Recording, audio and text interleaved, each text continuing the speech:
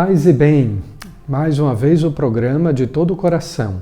E eu quero, de coração agradecido, contar com a sua participação, agradecer a sua sintonia e dar as boas-vindas a você que reza conosco, meditando e refletindo a palavra de Deus neste programa que é feito de todo o coração, para que Deus possa alcançar o mais íntimo, o mais profundo do nosso coração e da nossa alma. Que bom que você veio, que bom que você está sintonizado. Vamos lá, porque está começando mais uma vez o programa de todo o coração.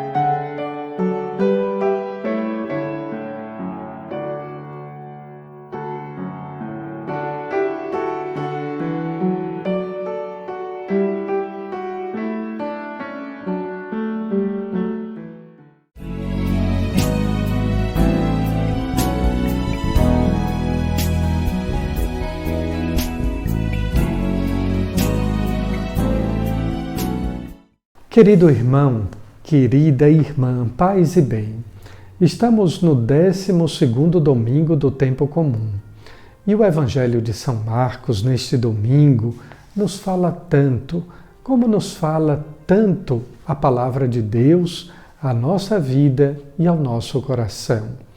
É aquele Evangelho muito conhecido com o episódio da tempestade, quando Jesus acalma o mar.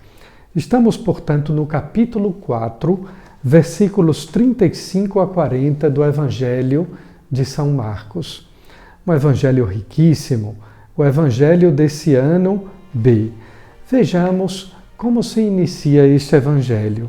Se diz que ao cair da tarde, Jesus disse aos seus discípulos, fazendo-lhes um convite: vamos para outra margem. Os poetas, usando da licença poética, eles dizem que existe também uma terceira margem. Mas, de qualquer modo, a outra margem é o outro lado do rio. Nós precisamos atravessar. Nós não podemos ficar apenas nesse mundo pequeno, nesta terra apenas do visível e do concreto. Precisamos atravessar para o outro lado. Precisamos vislumbrar e experimentar o outro lado da margem. Se diz que eles se despediram e levaram Jesus consigo, se despediram da multidão. Diz também São Marcos que havia outras barcas no mar da Galileia. Havia outras barcas, isto é, havia outros interesses, havia outros percursos, havia também outras crenças, mas naquela barca, a barca de Pedro, estava Jesus. E então se desenvolve aquele trecho do Evangelho que nós conhecemos, do mar bravio, da borrasca, da tempestade. Os discípulos estavam ali realmente apavorados, com muito medo.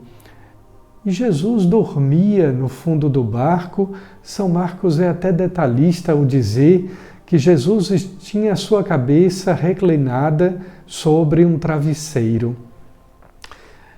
É que Jesus estava cansado, o homem, Deus, cansado de anunciar o Evangelho durante todo o dia. Na exegese bíblica há um comparativo com o capítulo 1, versículo 5 do livro de Jonas, do Antigo Testamento, quando se diz que Jonas dormiu para fugir da sua consciência. Jesus dorme não por esse motivo, dorme pelo seu cansaço humano. Ou como diz aquela canção tão conhecida, A Barca, meu cansaço, que a outros descanse. Deste modo é que Jesus dormia, não como Jonas, repito, para fugir entorpecido da sua consciência. Podemos aqui lembrar também de quantas pessoas fazem uso de medicamentos, de ansiolíticos, para dormir, para apagar-se da realidade, para fugir dos seus pensamentos e do seu dia a dia. Fato é que aconteceu aquela borrasca, aquela tempestade, e os discípulos amedrontados vão acordar Jesus dizendo: Mestre, estamos perecendo e tu não te importas? Quantas vezes a gente faz essa oração diante das tempestades da nossa vida, do problema, do sofrimento, da desilusão, e a gente diz, mas parece que Deus se esqueceu de mim, parece que Deus me abandonou, que Deus não se importa com este meu problema, com esta minha situação. Jesus se levanta e ordena ao vento e ao mar silêncio, porque o silêncio faz parte de Deus. Aliás, convém lembrar aqui um santo que dizia: o barulho não faz bem. E o bem, com B maiúsculo, o sumo bem, que é Deus, não faz barulho. O barulho não faz bem. E o bem não faz barulho. O silêncio é sagrado. E por isso a liturgia da Santa Missa dedica um tempo especial ao silêncio, na pós-comunhão. Nada de cantar que o silêncio está cantando, porque o silêncio não canta. O silêncio faz silêncio. E esta foi a ordem de Jesus ao vento e ao mar: silêncio. Como também ele diz a cada um de nós: silêncio no teu coração, paz na tua consciência. E então o vento cessou. Mas Jesus não deixou de dizer aos discípulos: por que sois tão medrosos e ainda não tendes fé? O antônimo do medo não é a coragem. O antônimo do medo é a fé. Porque quando nós temos fé, nós confiamos em Deus e mesmo com medo, nós prosseguimos. Portanto, a fé, ela é inimiga do medo porque ela nos diz que é necessário confiar em Deus, não ter coragem. Ter coragem também, mas confiar em Deus acima de tudo. Os discípulos ficaram atônitos, perguntando: mas quem é este, que até o vento e o mar obedecem? O Papa Bento XVI, comentando este evangelho exatamente numa homilia deste domingo, ele dizia que existem duas forças: a força positiva e a força negativa, aquela força do mal. A força positiva sempre será o amor de Deus, como nos lembra São Paulo na segunda carta aos Coríntios.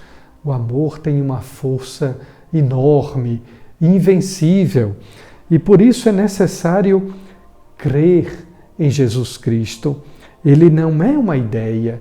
Este homem é verdadeiramente Deus, verdadeiramente homem e verdadeiramente Deus.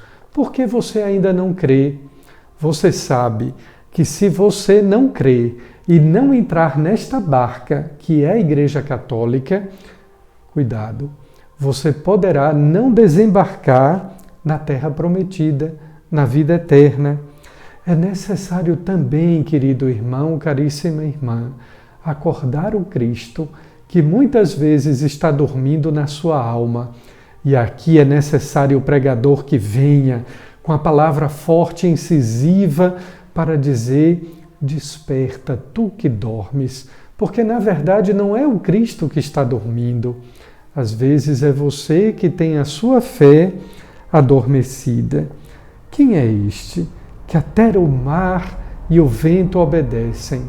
É o Deus que nos ama. O gesto solene de acalmar o mar bravio é próprio do senhorio de Deus. que Deus acalme a sua alma, que Deus sossegue o seu coração, que Deus dê paz à sua consciência. Amém. Fique agora com aquele papo de cruz, aquela nossa amiga querida Lunara Aires.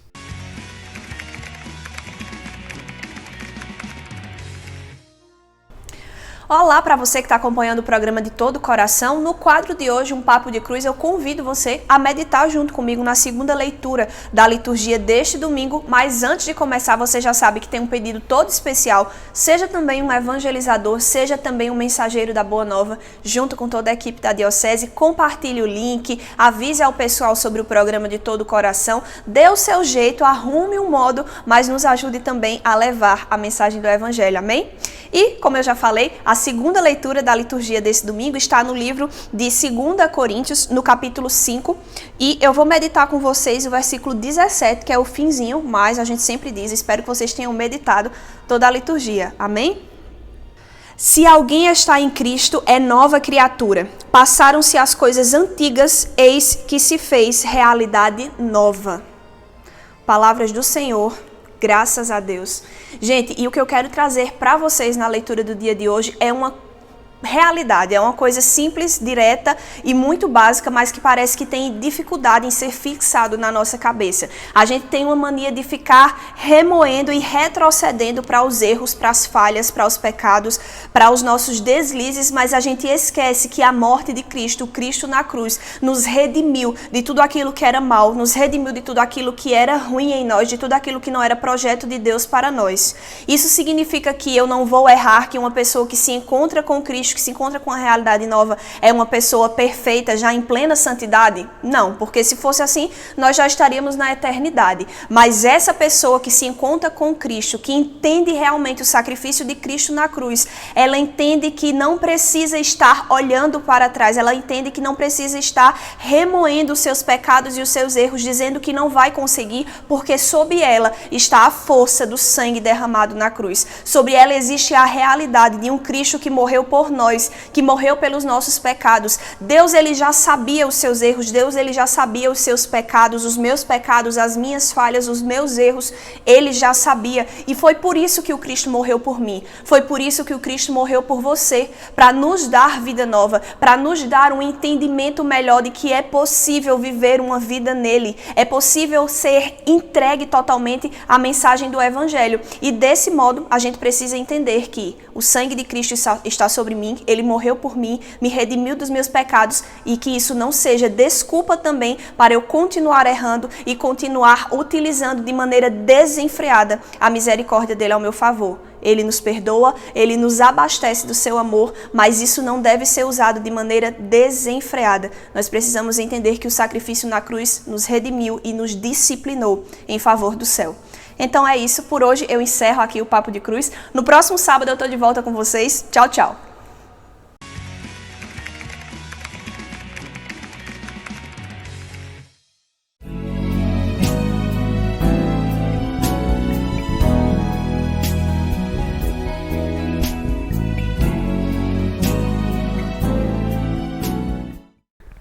Quantas tempestades no mar da vida agitaram nosso coração e desassossegaram a nossa mente.